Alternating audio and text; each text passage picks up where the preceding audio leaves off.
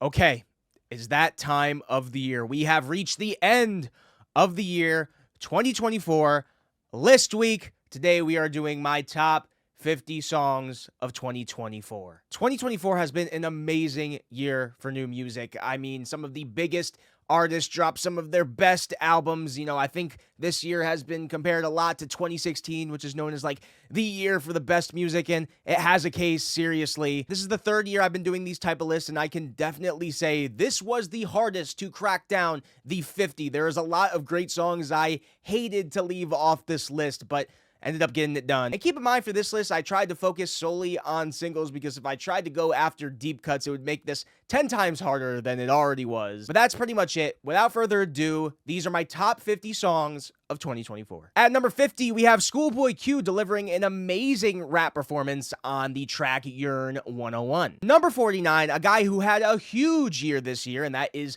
McGee with the track Lonely Fight. This is like the vibiest song I heard all year, I think. Speaking of people who had huge years, number 48, GloRilla-TGIF. It just felt like everything GloRilla was putting out this year was a smash, and I just love that she is bringing back that southern crunk and doing it in big ways. Number 47, Tyler, the Creator, Noid. Topically, absolutely love this one. Tyler really gets personal, talking about the paranoia he feels involving fans, and I also love the riff on this track, and the sample is wild as well. Number 46, The Cure, A Fragile Thing. Robert Smith has not lost it at all vocally or with his pen. Number 45, Brittany Howard, Prove It To You. Brittany going a little house on this one, and her vocals sound incredible doing it. Number 44, Mach-Hommy, Rich Ass Haitian, production from K-Tronada. I love him over his beats. Number 43, Laura Marling, Patterns. This is one of the most beautiful songs I heard this year, no doubt. Number 42, Denzel Curry, Hot One, absolute slapper, and the TiaCorine feature on here is one of my favorite features of the year. Number 41, St. Vincent, Broken Man. Didn't love her album, unfortunately, but I still think this single holds up. It rips. Number 40, Justice Incognito. Glad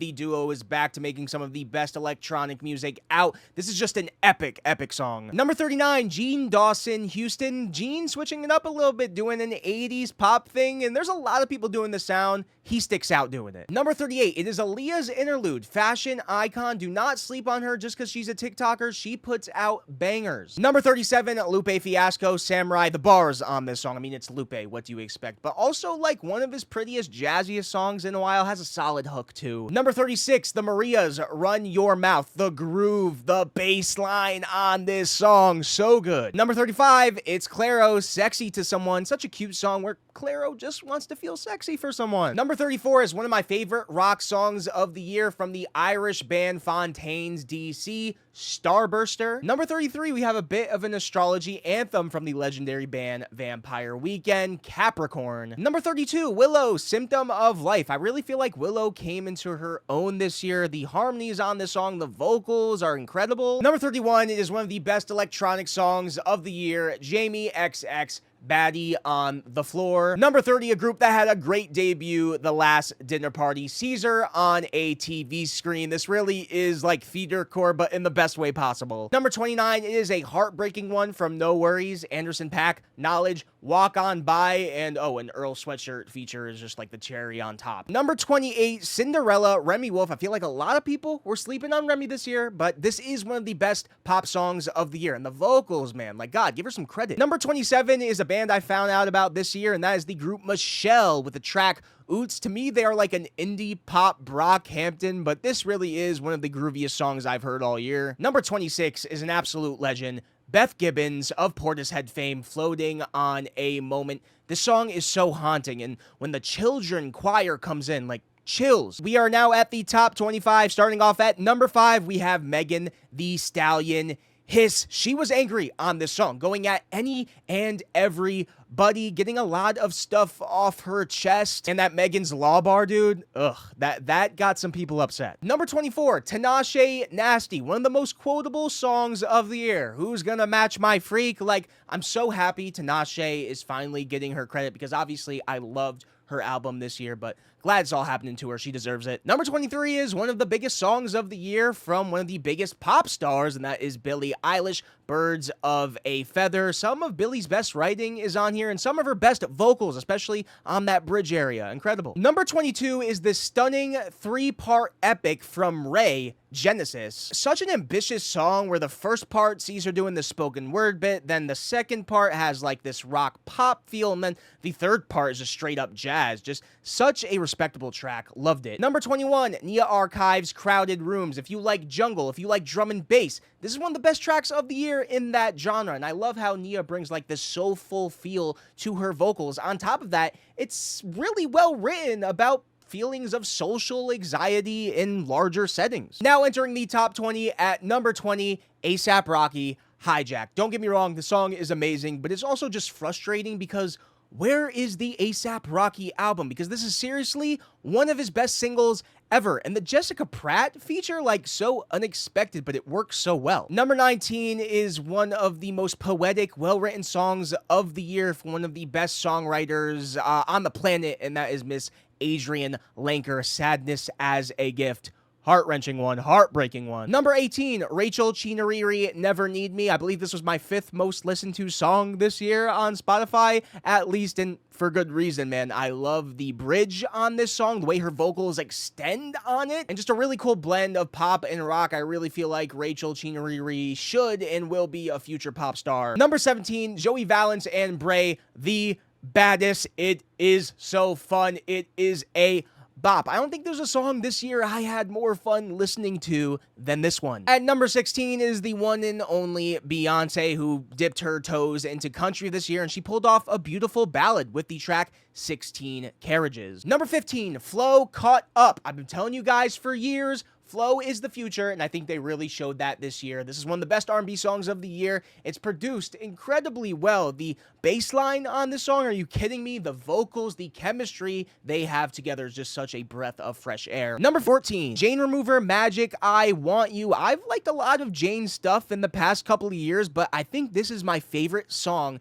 she has ever made. It's just like that electronic experimental pop, but it is wildly catchy. Really excited to see what Jane does next year. Number 13, I believe, is, my favorite R&B song of the year. That is Raven Lenae, One Wish, featuring Childish Gambino. Love the sample that is like weaving throughout this song. The guitars, killer. But what really does it for me is the writing on this one. Raven is talking about the complicated relationship she has with her father, and she uses Gambino, Donald Glover's part in this song, to play as the role of like her father's perspective, which I just think was genius and just so beautifully executed. Number 12, we have the Queen, FKA Twigs, Eusexua. This song is just like a roller coaster ride of emotions. Goes from like pop to electronic to house. Incredible vocals, super experimental, super futuristic. She has an album coming out at the start of next year, and based on the singles, it seriously might be one of the best of the year, so I am hyped for new Twigs. All right, number 11, just missing the top 10, we have my country song of the year, and that is Zach Bryan, Pink Skies. Zach is really well known for his poetry when it comes to his songwriting, and I think this song perfectly displays that. And he just does a really beautiful storytelling job about him being at this funeral and seeing all the kids running around and just bringing everyone together. It's, it's a heavy one. All right, we have entered the top 10. At number 10 is a guy who ends up on this list, I swear, every year, and that's JPEG Mafia, Sin Miedo, which I feel like for Peggy standards is a bit of a different one for him, where he's dipping his toes more in rock. The riff hits on this one go off. The Hoochie Mama sample, like what? Number 9 is an artist whose album I really loved last year, but I don't think a song from them cracked the top 50 for me. However, I think this is the best song they've ever made so far in their career, and I'm talking about Laufey-Goddess. I mean, vocally, this is the best performance of her career to me, especially on that outro. And topically, it's really engaging as well, talking about being in a relationship with someone who is a good amount older than her, and then being more enamored by her persona and her as an artist than her as a human. If she puts out an album next year and it's as good as this song, it's going to be really special. Number 8 is Alice Longyu Gao featuring Danny Brown, Bird Without a Nest. Alice actually had probably my EP of the year this year with a project that she put out. Highly recommend it. And I got put onto her from Danny Brown, who was featured on this incredible song. I think this is Danny's most gorgeous feature, and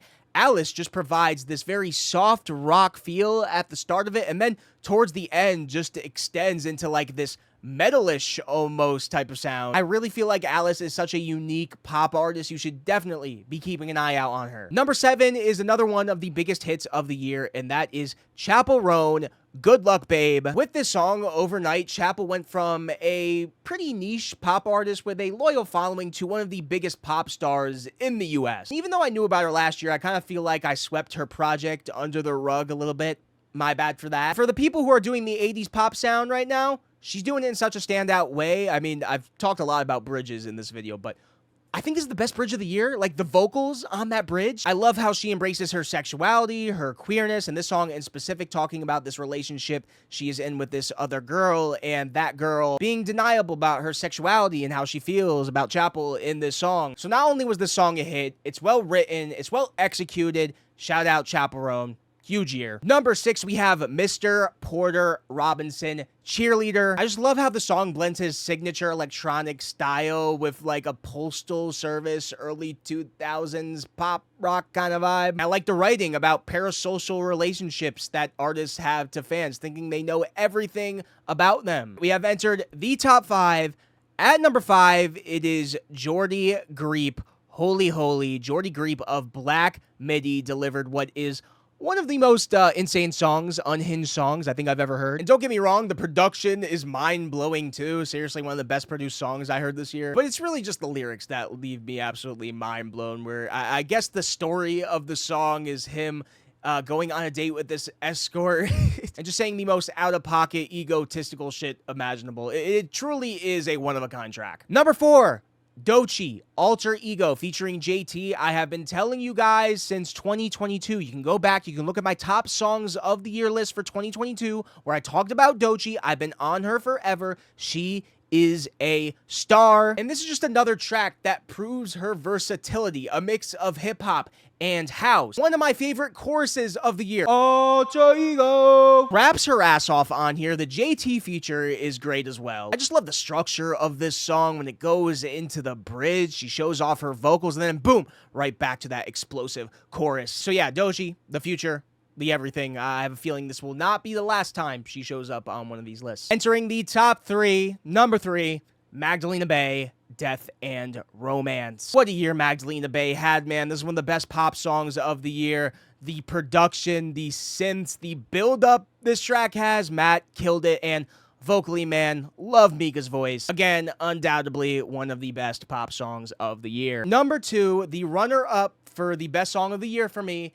is Kendrick Lamar, Not Like Us. Now, Not Like Us is the one I'm including, but I also want to shout out Meet the Grims and Euphoria because I think all of these tracks really do play into each other. But yeah, is there really anything to say about the year that Kendrick had? I mean, a W in the biggest rap beef of the century. This song was one of the biggest hits of the year, and on it, he is calling one of the biggest rappers of all time a certified PDF file downloader. On top of that, the beat is insanely hard, and it is undoubtedly catchy as hell. I love how he also just shows off his weirdness and his personality in the song as well. Seriously, one of the most scathing diss tracks of all time, and one of the best diss tracks of all time. It was hard not putting it at number 1, but number 2, shout out to Kendrick Lamar. And finally, that leaves at number 1, my song of the year for 2024 is Charli XCX, Girl So Confusing, featuring Lorde. Oh, what a wholesome moment in pop music this song was, man. I love the song originally, too. It's super personal. Charli really digging into her own insecurities, being compared to this